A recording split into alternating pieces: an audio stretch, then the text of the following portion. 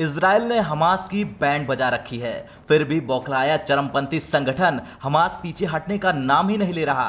वो इजराइल पर लगातार रॉकेट हमले किए जा रहा, लेकिन अब जो खबर सामने आ रही है वो हम सबको चौंका देगी। जी हां, हमास ने इजराइल पर सबमरीन से हमला किया, जिसके बाद इजराइल ने तुरंत एक्शन लेते हुए उसकी सबमरीन को मार गिराया।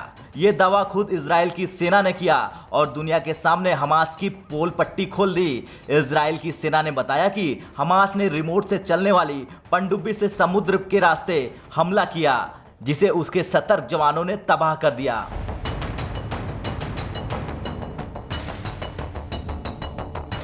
दरअसल खूंखार संगठन हमास के निशाने पर इजराइल के 9 सैनिक जहाज थे, लेकिन इजराइल ने हमास को पानी पिला दिया और जबरदस्त कार्रवाई की, जिसमें हमास के कई सदस्य मारे गए और उसकी पनडुब्बी पानी के ही अंदर बर्बाद हो गई। तो वहीं इजरायली मीडिया ने हमास की सबमरीन पर बड़ा खुलासा किया और बताया कि यह सबमरीन रिमोट कंट्रोल से चलाई जाती है ताकि सामने वाले पर सटीक निशाना लगाया जा सके। ये पनडुब्बियां बहुत ही सस्ती होती है और करीब 30 किलोमीटर तक हमला कर सकती है। हालांकि इजराइल की सेना ने चंद मिनटों में हमास की सबमरीन का काम तमाम कर दिया और उसको ये संदेश दिया कि इजराइल उसे बिना खत्म करे नहीं मानेगा।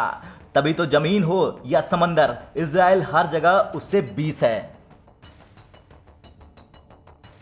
इसके साथ ही आपको यह भी जानकारी दे दें कि इजराइल के 52 लड़ाकू विमानों ने चरमपंथियों के 40 अंडरग्राउंड ठिकानों को निशाना बनाते हुए सिर्फ 25 मिनट तक बमबारी की और उसमें उसके सारे ठिकानों को ध्वस्त कर दिया। फिलिस्तीनी क्षेत्र पर चरमपंथी गुट हमास का कब्जा है, लेकिन इजराइल के हालिया हमलों के चलते गाजा सिटी में काफ़ी तबाही मची हुई है। तमाम इमारतें मलबे में तब्दील हो चुकी हैं। इसके बाद इजराइल के प्रधानमंत्री बेंजामिन नेतन्याहू ने इजराइल की सेना की तारीफ की और उन्होंने कहा कि हम टकराव बढ़ने की आशंका से इनकार नहीं कर सकते। उन्होंने ये भी कहा कि या तो आप उन पर जीत हासिल कर सकते हैं या फिर आप उन्हें रोक सकते हैं। हम फिलहाल मजबूती से प्रतिरोध कर रहे हैं, लेकिन आगे क्या होगा इस पर हम कुछ निश्चित रूप से कह नहीं सकते।